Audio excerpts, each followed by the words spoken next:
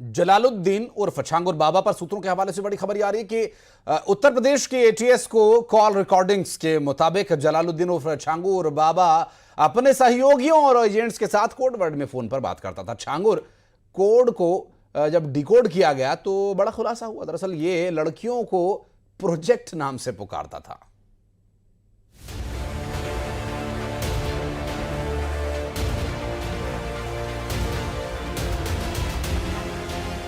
बलरामपुर की आलीशान कोठी में चलता था एक खौफनाक खेल। एटीएस की गिरफ्त में आए जलालुद्दीन और छांगुर ने मजहब की आड़ में तैयार की थी 50 युवकों की फोर्स, जो बाबा के एक इशारे पर किसी भी हद तक जा सकती थी। लश्करे छांगुर के स्पेशल 50। जलालुद्दीन बना रहा था अपनी फौज। इस्लामिक राष्ट्र की खौफनाक साजिश। एटीएस ने जो एफआईआर दर्ज की है कि छांगुर उर्फ जलालुद्दीन ने 1 साल के भीतर इतनी ज्यादा रकम हासिल की कि उसने बलरामपुर के उतरौला में आलीशान कोठी बना ली, शोरूम बना लिया, लग्जरी गाड़ियां खरीद ली और तो और उसने अपने इस किले को आतंक का अड्डा बना लिया और यहां आतंकी ट्रेनिंग कैंप बना लिया। सूत्रों के मुताबिक बाहर राज्यों से 40 से 50 युवकों को यहां लाकर जलालुद्दीन उर्फ छांगुर पीर बाबा की कोठी पर ट्रेनिंग दी गई। इसके बाद इन युवकों को साजिशों में लगाया गया।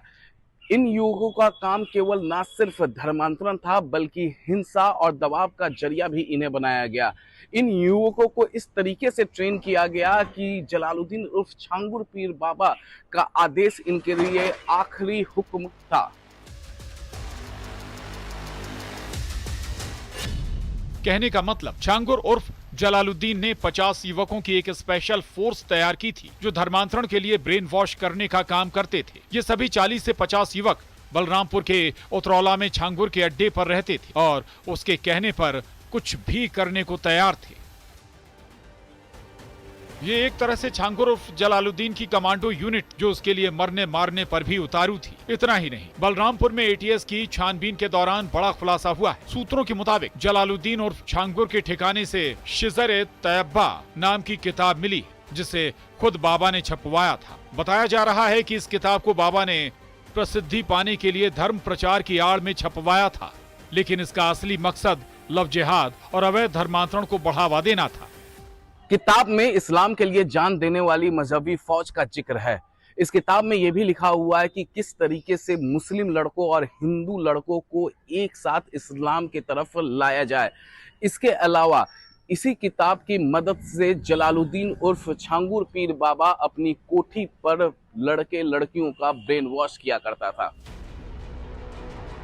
एटीएस को अब शक है कि ये किताब ही उस पूरे ब्रेन वॉशिंग नेटवर्क का मुख्य औजार थी जो धर्मांतरण की घटनाओं में इस्तेमाल की जा रही थी। अब एजेंसियां इस किताब की छपाई, वितरण और इसके पीछे छिपे पूरे नेटवर्क की जांच में जुट गई हैं।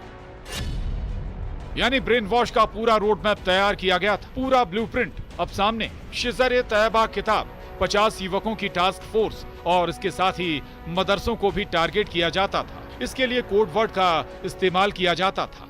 उत्तर प्रदेश में एटीएस की तफ्तीश में एक ऐसा मजहबी चेहरा बेनकाब हो रहा है, जलालुद्दीन उर्फ छांगुर पीर बाबा, जो केवल धर्मांतरण ही नहीं कराता था बल्कि नेपाल बॉर्डर पर चल रहे अवैध मदरसों से उसका सीधा कनेक्शन था।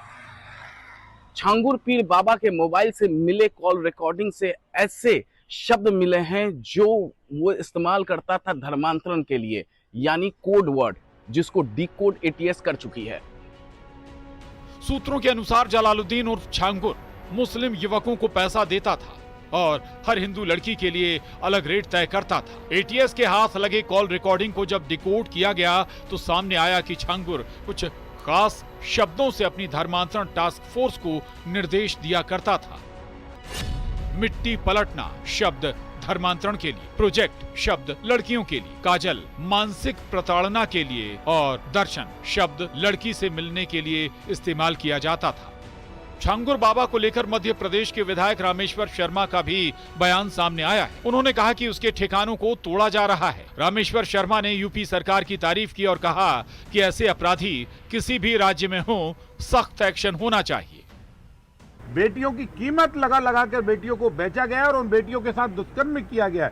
ऐसे अपराधी को तोड़ा और कुचला जा रहा है। ऐसे अपराधी देश के किसी भी कोने में जहां जहां हों, मेरी सभी सरकारों से करबद्ध प्रार्थना है कि ऐसे अपराधियों को ढूंढो, उनके साम्राज्य को उखाड़ो। और एक छोटा सा ब्रेक यहां पर ले रहे हैं, जल्द लौटते कुछ और अहम खबरों के साथ।